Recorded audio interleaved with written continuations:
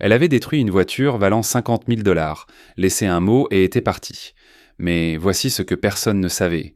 Ce simple bout de papier allait lui sauver la vie et briser le cœur du PDG. C'est l'histoire d'Ariana Collins, une jeune femme timide dont une seule erreur honnête a révélé une vérité plus puissante que quiconque ne l'aurait imaginée. Ce qui s'est passé ensuite n'était pas seulement surprenant, cela a changé des vies. Et tout a commencé par une éraflure, une averse et un choix que la plupart des gens n'auraient jamais fait. Êtes-vous prêts ? La pluie battait ce mardi matin-là, comme des balles sur du verre.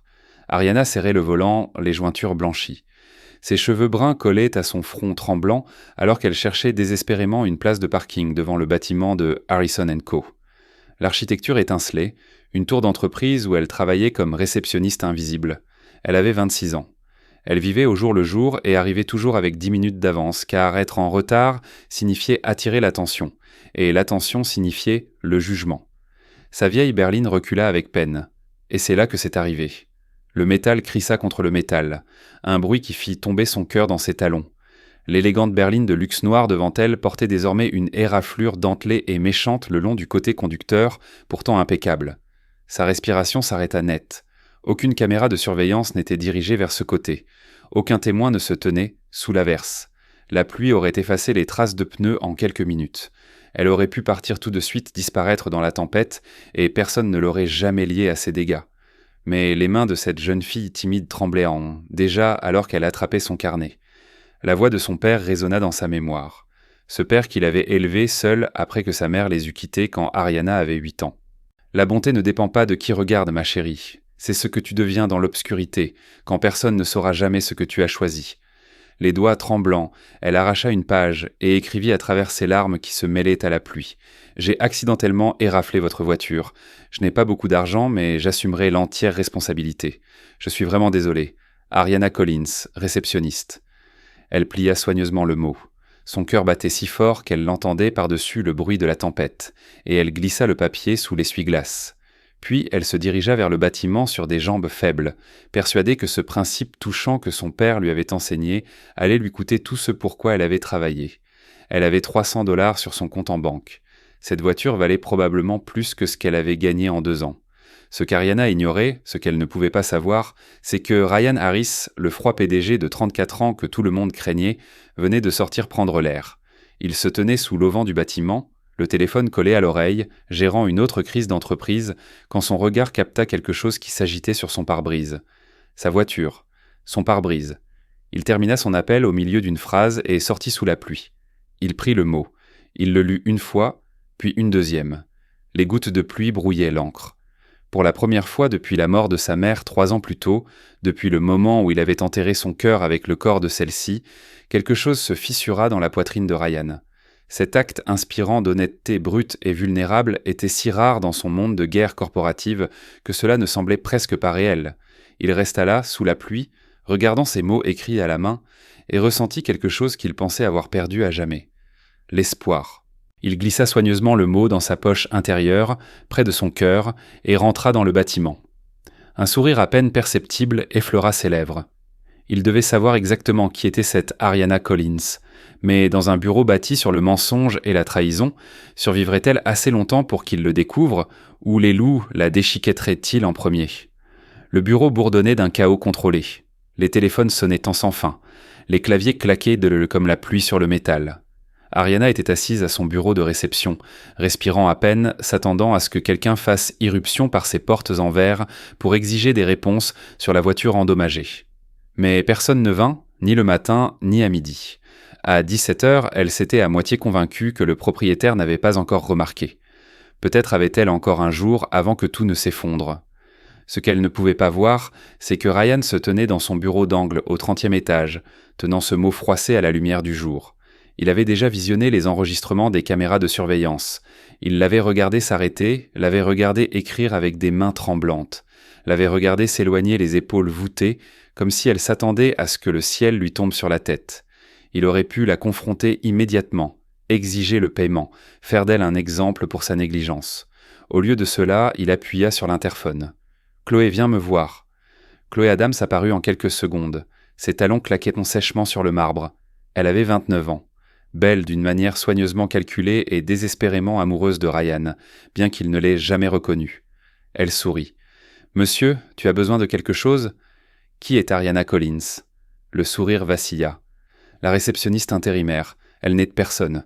Ryan, pourquoi demandes-tu » Simple curiosité, sa voix ne trahissait rien. C'est tout. Chloé partit, sentant la jalousie lui serrer la poitrine. Elle avait investi 3 ans à essayer d'attirer l'attention de Ryan. Et maintenant, il posait des questions sur une timide personne qui ne pouvait même pas soutenir un contact visuel. Pendant ce temps, Martha Lee poussait son chariot de ménage devant le bureau d'Ariana. Martha avait 62 ans. Des cheveux gris et des yeux qui gardaient des décennies d'observation silencieuse.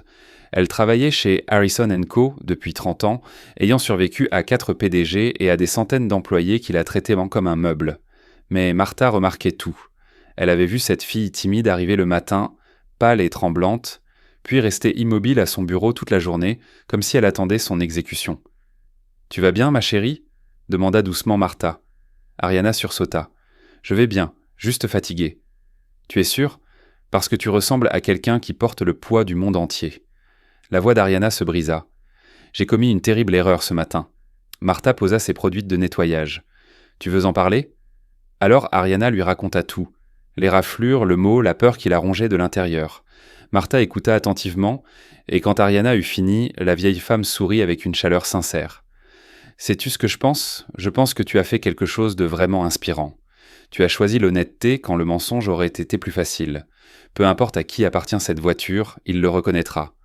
Mais s'ils ne le reconnaissent pas, s'ils ne voient en moi que de la négligence, alors ils passent complètement à côté de l'essentiel, dit fermement Martha.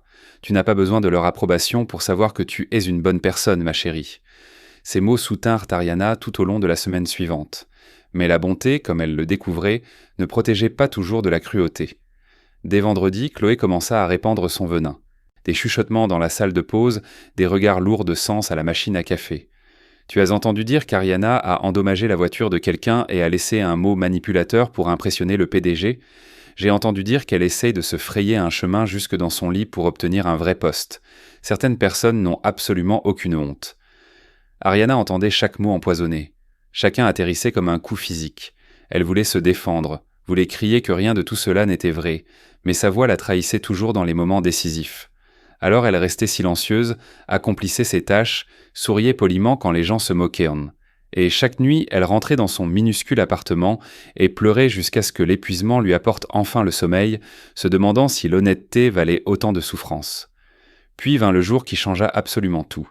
C'était à nouveau mardi. Exactement 1 semaine après les raflures, Ariana remettait en place les chaises dans la salle de conférence B, lorsqu'elle entendit des voix s'élever à travers les parois de verre. Ryan était en réunion avec 3 investisseurs chinois et la discussion se détériorait rapidement. Leur interprète était tombé malade le matin même, laissant Ryan se débattre avec une terminologie technique qu'il ne comprenait pas. Spécification de conception, exigence de structurel, principe d'intégration esthétique.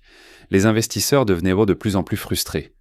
Ryan était visiblement en colère, et le contrat de 5 millions de dollars, sur lequel tous travaillaient depuis 6 mois, était en train de leur échapper. Ariana se tenait immobile, la main serrée sur le dossier d'une chaise. Elle avait passé 2 ans à s'auto-former au design d'intérieur grâce à des cours en ligne. Elle avait appris le mandarin grâce à des tutoriels vidéo, pratiquant la prononciation seule dans son appartement, rêvant d'utiliser un jour ses compétences, mais elle n'était qu'une réceptionniste. Personne ne demandait son avis. Personne ne se souciait de ses talents cachés. Les mots de Martha résonnèrent en écho. Parfois, notre bonté a besoin d'être mise à l'épreuve avant que les autres puissent vraiment la voir. Ariana prit une profonde inspiration et frappa à la vitre. Toutes les têtes se tournèrent vers elle. « Excusez-moi, dit-elle doucement. Je pourrais peut-être aider. » Et à cet instant précis, tout changea. Ryan regardait, les investisseurs regardaient. Chloé, debout dans un coin avec son bloc-notes, avait l'air d'avoir avalé de l'acide. « Ariana, dit lentement Ryan, c'est une réunion confidentielle. » « Je comprends, je m'excuse pour l'interruption, mais je parle couramment le mandarin et j'ai étudié le design d'intérieur de manière approfondie. Je crois que je peux aider à traduire ce qu'ils expriment. » L'investisseur principal, M. Chen, haussa un sourcil et parla rapidement dans sa langue maternelle. Ariana répondit immédiatement avec une prononciation impeccable. Son expression se transforma en surprise, puis en respect. « Vous parlez très bien, dit-il en passant à l'anglais. »« Merci, monsieur, répondit Ariana. Puis-je examiner les plans ?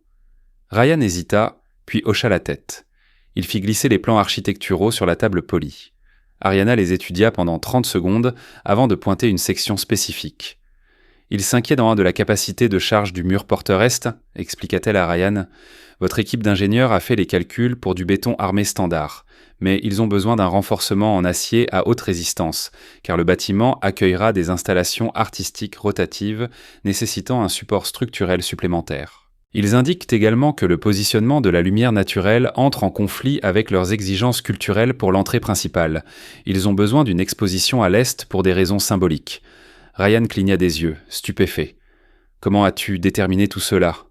C'est écrit dans leurs notes en marge et ils essayaient de l'expliquer depuis 20 minutes. Pendant les 40 minutes suivantes, Ariana traduisit avec une précision remarquable. Elle ne se contentait pas de répéter les mots, elle expliquait les contextes culturels, clarifiait les malentendus techniques et proposa même une modification de la conception satisfaisant à la fois les exigences des investisseurs et les normes d'intégrité structurelle.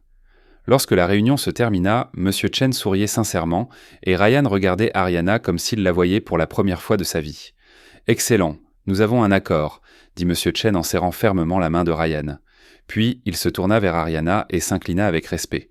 « Merci, mademoiselle Collins, vous avez sauvé tout ce projet. » Après le départ des investisseurs, Ryan resta immobile. Il se tenait simplement là, étudiant Ariana avec une expression qu'elle ne parvenait pas à déchiffrer.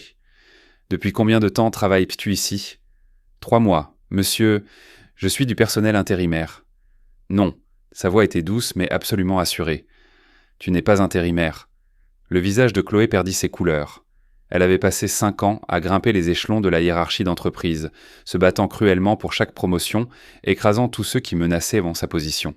Et maintenant, cette personne, cette pathétique fille timide, venait d'accomplir quelque chose que Chloé n'avait pas pu faire. Elle avait impressionné moralement d'une manière dont Chloé était incapable. C'était totalement inacceptable.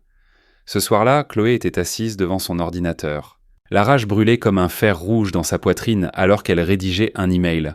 Elle l'envoya à chaque chef de département, à chaque directeur, à chaque personne influente chez Harrison & Co.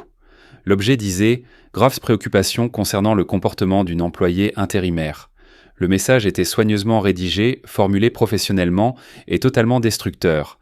Il a été porté à mon attention qu'Ariana Collins s'est livrée à un comportement manipulateur destiné à obtenir une faveur indue de la part de la haute direction. Ses actions récentes, y compris l'interférence dans des réunions confidentielles avec des clients et la fausse représentation de compétences qu'elle ne possède pas légitimement, constituent de graves violations de la conduite professionnelle et de la politique de l'entreprise. Je recommande fortement une suspension immédiate en attendant une enquête formelle. Le lendemain matin, l'accès d'Ariana était désactivé. Elle arriva au travail et découvrit la sécurité qui l'attendait à l'entrée. « Mademoiselle Collins, vous devez venir avec nous. » « Quoi ? Pourquoi ? Qu'est-ce que j'ai fait de mal ? » « Une plainte officielle a été déposée. Vous êtes suspendu jusqu'à nouvel ordre. » Ariana sentit le monde basculer dangereusement. Elle regarda autour d'elle désespérément et vit des collègues la regarder avec un mélange de pitié et de mépris. Elle vit Chloé debout près des ascenseurs, les bras croisés, le visage soigneusement impassible. « S'il vous plaît, murmura Ariana, je n'ai rien fait de mal. C'est aux ressources humaines de le déterminer. Veuillez rendre votre badge. » Elle le fit. Ses mains tremblaient en si fort qu'elle faillit le laisser tomber. Puis elle sortit par ses portes en verre, passant devant l'endroit exact où elle avait rayé cette voiture 1 semaine plus tôt, et elle ne s'arrêta pas avant d'atteindre un petit parc à 3 pâtés de maison de là. Elle s'effondra sur un banc, se couvrit le visage de ses mains et sanglota de tout son corps. Chaque peur qu'elle avait jamais nourrie à son propre sujet se confirmait. Elle n'était pas assez bien. Elle n'avait sa place nulle part. La bonté n'était qu'un autre mot pour faiblesse, et elle avait été complètement idiote de croire le contraire. « Tu permets que je m'assoie ?» Ariana leva les yeux à travers ses larmes. Martha se tenait là dans son uniforme tenant 2 tasses de café. « Comment m'as-tu trouvé ? Je fais ce métier depuis assez longtemps pour savoir exactement où les gens vont quand ils ont besoin de pleurer. » Martha lui tendit une tasse et s'installa à côté d'elle. « Tu veux me raconter ce qui s'est passé ? » C'est ce que fit Ariana. Quand elle eut fini, Martha resta silencieuse un long moment. Puis elle dit « Tu sais, j'ai un jour cassé accidentellement la fenêtre du bureau de mon ancien patron. Je pensais que ma vie était finie, mais il m'a dit quelque chose que je n'oublierai jamais. Je te respecte pour avoir dit la vérité. » Parfois, ma chérie, notre bonté doit être mise à l'épreuve avant que les autres puissent reconnaître sa valeur. Et parfois, il faut beaucoup de temps pour que la vérité éclate, mais elle finit toujours par éclater. Et si elle n'éclate pas, murmura Ariana, et si je suis juste renvoyée et oubliée, alors tu sauras toujours que tu as fait ce qu'il fallait. Et cela vaut plus que n'importe quel travail ne pourra jamais valoir. Mais aucune d'elles ne savait que Ryan Harris venait de convoquer une réunion d'urgence et que tout était sur le point de se transformer complètement. Ryan se tenait dans son bureau, tenant la lettre empoisonnée de Chloé dans une main et le mot abîmé par la pluie dans l'autre. Il était PDG depuis 3 ans. Il licenciait des employés sans hésitation. Il prenait des décisions cruelles qui l'empêchèrent de dormir la nuit. Il avait construit des murs autour de son cœur, si impénétrables que rien ne pouvait plus les percer, mais ceux-ci semblaient profondément personnels. Il appuya sur le bouton de l'interphone « Organiser une réunion de tout le personnel, dans 30 minutes. Tout le monde doit être présent, sans exception. » Son assistante bégaya nerveusement. « Monsieur, nous n'avons jamais organisé de réunion générale d'urgence auparavant. » Maintenant, si, la nouvelle se répandit dans la société Harrison & Co. comme une traînée de poudre. Au moment où les employés remplirent la salle de conférence principale, les spéculations allaient d'un bon train, un autre scandale financier, des licenciements massifs, une fusion. Chloé était assise bien en vue au premier rang, confiante et calme. Elle avait fait ce qui était nécessaire. Elle avait protégé la réputation de l'entreprise, protégé Ryan de la manipulation. Il la remercierait finalement. Ryan monta sur la petite estrade à l'avant de la salle. La pièce plongea dans un silence absolu. Il était légendaire pour sa froideur et son détachement, mais aujourd'hui, quelque chose d'autre brûlait dans ses yeux, quelque chose de presque vulnérable. La semaine dernière, commença-t-il, sa voix résonnant clairement dans la salle, quelqu'un a rayé ma voiture sur le parking. Une vague de chuchotements surpris. Le sourire de Chloé s'élargit légèrement. Elle ne s'est pas enfuie, elle ne s'est pas cachée. Elle a laissé un mot honnête, assumant l'entière responsabilité de ce qu'elle avait fait. Il leva le papier, usé et froissé, mais toujours lisible. La femme qui a rayé ma voiture est Ariana Collins. Les chuchotements explosèrent en exclamations. Les gens tendaient le coup pour chercher Ariana, mais elle n'était pas là. Elle avait été suspendue. Elle était probablement chez elle en ce moment même, en train de pleurer, croyant que sa vie était détruite. Ryan poursuivit, sa voix gagnant en force. Certains d'entre vous croient que l'honnêteté est une faiblesse. Certains pensent que la bonté est de la stupidité. Mais laissez-moi vous raconter ce qui s'est passé après qu'Ariana a laissé ce mot touchant. Je l'ai observé attentivement. Je l'ai vue venir au travail chaque jour, terrifiée à l'idée que quelqu'un découvre ce qu'elle avait fait. Je l'ai vue accomplir ses tâches silencieusement, sans se plaindre, alors que des gens autour d'elle répandaient des rumeurs malveillantes sur son caractère. Et puis, je l'ai vue faire quelque chose de vraiment extraordinaire. Il fit une pause, laissant intentionnellement le silence s'installer. Mardi dernier, elle est entrée sans invitation dans une réunion confidentielle à laquelle elle n'avait aucun droit officiel d'assister. Elle a sauvé un contrat de 5 millions de dollars qui s'effondrait sous mes yeux. Elle a réussi cela en utilisant des compétences dont aucun de nous ne soupçonnait l'existence, parce qu'aucun de nous n'avait jamais pris la peine de demander. Alors que certaines personnes dans cette entreprise essayaient activement de détruire sa réputation, son regard se braqua sur Chloé, dont le visage devint blême. Ariana faisait la seule chose qui compte vraiment. Son travail, avec une honnêteté totale, avec un courage authentique, avec ce genre de bonté que la plupart d'entre nous ont oublié. Chloé se leva brusquement. « Ryan, s'il te plaît, laisse-moi expliquer. »« Assieds-toi, Chloé. » Elle s'assit. « J'ai perdu ma mère il y a 3 ans, » dit Ryan.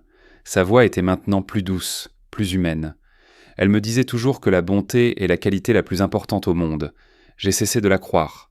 Je me suis convaincu que les affaires sont une guerre, que la confiance est un obstacle dangereux, que la seule façon de survivre est d'être plus dur et plus froid que tous les autres. Il regarda le mot qui tremblait légèrement dans ses mains. Ariana m'a rappelé que j'avais complètement tort, et au lieu de la remercier pour ce don précieux, cette entreprise a essayé de la détruire. Il se tourna pour s'adresser à toute l'assemblée. Avec effet immédiat, Ariana Collins est réintégrée dans ses fonctions avec des excuses écrites officielles de cette organisation. Elle sera promue au poste de designer junior avec tous les avantages et une augmentation de salaire substantielle. Et quiconque a un problème avec cette décision peut remettre sa démission aux ressources humaines aujourd'hui même. Personne ne bougea. Personne n'osa parler. « Chloé Adams, » dit Ryan, sa voix redevenue de glace. « S'il te plaît, monte sur l'estrade. » Les jambes de Chloé semblaient en coton, mais elle se força à se lever et s'avança d'un pas incertain. L'expression de Ryan semblait taillée dans le granit. « Tu as envoyé cet email, n'est-ce pas » Elle ne pouvait pas mentir. Pas maintenant, pas ici. Oui. Pourquoi? Parce que... Sa voix se brisa pitoyablement. Parce qu'elle devenait trop proche de toi. Parce que je travaille ici depuis 5 ans et que tu ne m'as jamais regardé comme tu l'as regardé après cette réunion. Parce que c'était injuste. Tu as tout à fait raison, dit calmement Ryan. C'était injuste. Il était injuste qu'Ariana ait dû travailler dans un environnement où la jalousie comptait plus que le talent authentique, où des mensonges malveillants se répandaient plus vite que la simple vérité, où quelqu'un comme toi pouvait essayer de détruire quelqu'un comme elle simplement parce qu'il se sentait menacé par son honnêteté. Il prit une inspiration mesurée. Tu es renvoyée, Chloé, avec effet immédiat. La sécurité va t'accompagner. Les yeux de Chloé se remplirent de larmes. Ryan, s'il te plaît, je t'en supplie. Pars, maintenant. Elle se tourna et sortit de la salle, chaque regard observant son humiliation. Ryan resta là un long moment avant de dire « La réunion est levée, retournez au travail ». Mais il ne retourna pas à son bureau. Il monta dans sa voiture, celle dont l'éraflure était toujours visible côté conducteur, et conduisit jusqu'à l'adresse indiquée dans le dossier personnel d'Ariana. Il frappa à la porte d'un modeste appartement dans un quartier qui avait visiblement connu des jours meilleurs. Ariana ouvrit la porte. Ses yeux étaient gonflés et rouges d'avoir pleuré. Et quand elle le vit, debout là dans son costume coûteux, elle se figea complètement. « Monsieur Harris, je vous dois des excuses. Simplement, puis-je entrer ?» Et pour la première fois en 3 ans, Ryan Harris raconta à quelqu'un toute la vérité sur qui il était vraiment sous la glace. L'appartement d'Ariana était petit, mais impeccablement propre. Chaque chose à sa place, tout bien entretenu, malgré la pauvreté évidente. Un bureau dans le coin était encombré de piles de livres de design usés provenant de friperies et de croquis architecturaux qu'elle n'avait jamais montrés à personne. Ryan s'assit prudemment sur son canapé fatigué, semblant étrangement déplacé dans son costume sur mesure au milieu de ses vieux meubles. « J'ai convoqué une réunion de tout le personnel, dit-il calmement. Je leur ai tout raconté, le mot, ce que tu as fait, ce que Chloé t'a fait. Tu es réintégré et promu designer junior avec tous les avantages. » Ariana s'affaissa lentement dans le fauteuil en face de lui, assimilant encore l'information. « Je ne comprends rien à tout ça. Pourquoi avez-vous fait ça pour moi ? Parce que c'était la chose juste à faire, et parce que j'en avais besoin. » Il se pencha en avant, les coudes sur les genoux. « Ariana, quand ma mère mourait du cancer, quand elle souffrait tellement qu'elle pouvait à peine parler, elle a utilisé ses dernières forces pour saisir ma main et me dire « Reste gentil. Peu importe ce que le monde me fait, elle m'a fait promettre. » Et j'ai brisé cette promesse le jour où nous l'avons enterrée. J'ai bâti cette entreprise en étant impitoyable, froid et calculateur. J'ai cessé de faire confiance à qui que ce soit. J'ai cessé de croire que la décence humaine fondamentale avait de l'importance dans les affaires. Je suis devenu exactement ce que je détestais. Et puis tu as rayé ma voiture. Elle tressaillit visiblement. Je suis toujours tellement désolé pour ça. Je paierai pour les réparations, d'une manière ou d'une autre. Je le promets. Arrête, s'il te plaît, arrête de t'excuser. Il sourit légèrement. Ce mot que tu as laissé était le premier acte vraiment honnête que quelqu'un ait commis en ma présence depuis des années. Aucune manipulation, aucun motif caché, aucun agenda secret. Juste une vérité simple et vulnérable. Je l'ai gardé dans le tiroir de mon bureau. Je le regardais chaque fois que j'avais besoin de me rappeler que des gens décents existent encore quelque part dans ce monde. Que ma mère avait raison. Il marqua une pause. Ensuite, j'ai observé comment tu es entré dans cette réunion la semaine dernière. Tu étais absolument terrifié. J'ai vu tes mains trembler depuis l'autre bout de la pièce, mais tu l'as fait quand même, parce que c'était juste. Tu as sauvé un projet qui aurait échoué sans toi. Tu as sauvé les emplois des gens, y compris le mien. Et au lieu de célébrer cette réussite, au lieu de reconnaître ta valeur, des gens ont essayé de te détruire pour ça. Je ne pouvais pas permettre cela. Je ne le permettrai pas. Chloé avait juste peur de perdre. Chloé était jalouse, cruelle et calculatrice. Mais maintenant, elle n'est plus là. C'est un nouveau départ pour nous deux. L'opportunité de construire quelque chose de mieux. Ariana resta silencieuse un moment, assimilant tout. Puis elle demanda doucement « Pourquoi n'avez-vous pas fait réparer l'éraflure sur votre voiture ? Vous auriez pu la faire réparer le jour même. » Le sourire de Ryan était triste et sincère, parce qu'elle me rappelait qui tu es, et la personne que je voulais être avant que le monde ne me convainque de devenir quelqu'un d'autre. Elle me rappelait les derniers mots de ma mère. L'espoir. Il se leva pour partir. « Viens travailler demain matin, s'il te plaît. Nous avons besoin de gens comme toi. J'ai besoin de gens comme toi. L'entreprise a besoin de se rappeler à quoi ressemble l'honnêteté. Et si j'échoue, et si je ne suis pas assez bonne pour cette promotion, alors tu échoueras honnêtement, avec dignité. et cela vaut infiniment plus que de réussir par le mensonge et la manipulation. Mais tu n'échoueras pas, Ariana. J'ai vu ce que tu peux faire quand tu es assez courageuse pour essayer. Elle hocha lentement la tête, sentant quelque chose bouger dans sa poitrine. D'accord, je serai là. Ryan se dirigea vers la porte, puis s'arrêta, la main sur la poignée. Il se retourna. Ariana, merci d'avoir sauvé plus que ce simple contrat. Merci de m'avoir rappelé pourquoi ma mère croyait en la bonté. Merci d'être exactement qui tu es. Après son départ, Ariana resta assise seule dans son appartement, regardant les croquis de design éparpillés sur son bureau. Des années de travail caché, de rêves cachés, de potentiel caché. Pour la première fois de sa vie, elle s'autorisa à croire que, peut-être, elle était exactement là où elle devait être. Que peut-être son père avait eu raison tout ce temps. Que peut-être la bonté n'était pas une faiblesse. Le lendemain matin, elle entra chez Harrison & Co, la tête haute. Son dos était un peu plus droit. Les gardes souriaient, chaleureusement, et la saluaient par son nom. Les collègues, qui ignoraient auparavant son existence, hochaient respectueusement la tête sur son passage. Certains lui présentaient l'an même de discrètes excuses. Et quand elle arriva à son nouveau bureau au 15e étage, l'étage prestigieux du département design avec des fenêtres donnant sur la ville, elle trouva un petit vase avec des fleurs fraîches. Sur la carte, il était écrit « De la part de toute l'équipe, bienvenue chez toi, nous sommes heureux que tu sois là. » Martha la trouva une heure plus tard. Ses yeux brillaient d'une fierté sincère. « Regarde-toi maintenant, tu gravis les échelons comme je le savais. »« Je n'aurais pas survécu à tout ça sans toi, » dit doucement Ariana, la voix pleine d'émotion. « Si, tu aurais survécu. Tu es plus forte que tu ne le penses. Tu avais juste besoin de croire en toi autant que je croyais en toi depuis le début. » Martha lui serra chaleureusement la main. « Maintenant, va et montre-leur de quoi tu es vraiment faite. Rends ton père fier. Rends-toi fier. » Et c'est ce qu'elle fit chaque jour. 2 mois passèrent, comme un beau rêve dont Ariana s'attendait constamment à se réveiller. Ses designs commencèrent à apparaître dans des présentations majeures pour les clients. Son nom, sa vision, sa créativité devenaient enfin visibles. Son avis était recherché lors de réunions importantes. Les gens demandaient activement son opinion professionnelle. Elle n'était plus invisible, plus rejetée. Et pour la première fois de sa vie, cela ne l'effrayait pas au point de la réduire au silence. Ryan passait souvent à son bureau, prétendument pour vérifier l'avancement d'un projet, mais en réalité juste pour parler de la vie, de la perte, de l'espoir, de la guérison. Ils découvrirent qu'ils aimaient tous les deux l'architecture historique et les vieux bâtiments qui ont une histoire. Ils ressentaient maintenant tous les deux le manque de personnes perdues en trop tôt. Ils comprenaient en tous les deux profondément ce que signifiait se sentir complètement seul dans des pièces bondées d'étrangers. Un vendredi après-midi, alors que la lumière d'automne teignait le bureau d'or, Ariana remarqua que Martha rangeait son chariot de ménage avec un soin inhabituel. Des photos personnelles et de petits souvenirs étaient amoureusement empilés dans une boîte en carton près d'elle. « Martha, qu'est-ce qui se passe ? Qu'est-ce qui arrive ?» La vieille femme sourit, mais une profonde tristesse habitait ce sourire. « Je prends ma retraite, ma chérie. 30 ans, c'est suffisant pour n'importe qui. Il est temps de reposer ses vieux os. » Non, la gorge d'Ariana se serra douloureusement. « Tu ne peux pas partir, pas maintenant. J'ai besoin de toi ici. »« Oh, ma douce, il est temps. Mes genoux ne sont plus ce qu'ils étaient. Et ma fille... » Sa voix se brisa. « Ma fille voudrait que je me repose enfin.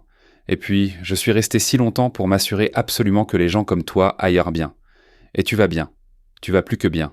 Tu inspires vraiment tout le monde ici. Je ne serais pas là sans toi. Tu m'as sauvé. Tu t'es sauvé toi-même.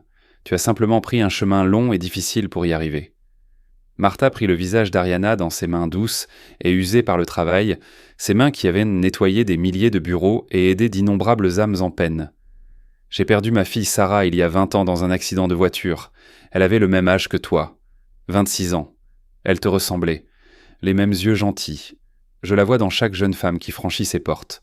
Effrayée et espérant désespérément que quelqu'un la remarque, voit sa valeur.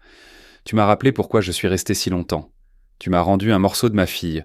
Merci pour ce cadeau inestimable. » Ariana pleurait ouvertement, sans se soucier de qui la voyait. « Où iras-tu ? Que feras-tu ? À la maison. Dans mon jardin où Sarah aimait te jouer. Vers mes livres qu'elle aimait tant. Vers le monde que j'ai mis de côté. Vers les souvenirs que je dois enfin accepter. » Martha l'attira dans une étreinte chaude et solide qui ressemblait à un retour au foyer. « Mais souviens-toi toujours de ceci, ma chérie. La bonté n'est jamais gaspillée. Même quand il semble que personne ne la voit, même quand elle te coûte tout, elle revient toujours d'une manière ou d'une autre. Peut-être pas comme tu l'attends, mais elle revient toujours. » Ryan apparut alors, gardant une distance respectueuse jusqu'à ce que leur étreinte prenne fin. Quand Martha le remarqua, elle sourit d'un air entendu, comme si elle avait vu cette fin de loin. « Prenez bien soin d'elle, monsieur Harris, elle est spéciale. »« J'en ai l'intention, dit-il calmement, et on sentait qu'il était sérieux. Merci pour tout ce que vous avez fait ici, Martha, pour tout le monde. » Martha franchit ses portes en verre pour la dernière fois, et Ariana la regarda partir, sentant qu'elle perdait un morceau de son cœur, une figure maternelle dont elle avait eu besoin pendant 18 ans. Mais Martha avait raison sur tout le reste. Peut-être avait-elle raison sur ça aussi. Peut-être que certaines personnes entrent dans votre vie juste assez longtemps pour vous montrer qui vous devez devenir, pour refléter votre propre force. Et puis elles partent, convaincues que vous retiendrez la leçon, convaincues que vous la transmettrez.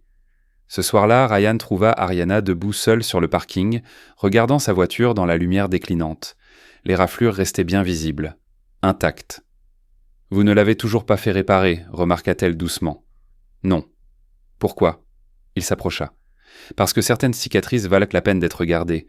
Elles nous rappellent les moments qui ont tout changé, qui nous ont rendus meilleurs que nous ne l'étions. » Il la regarda droit dans les yeux, avec une tendresse inattendue. « Tu as tout changé pour moi, Ariana.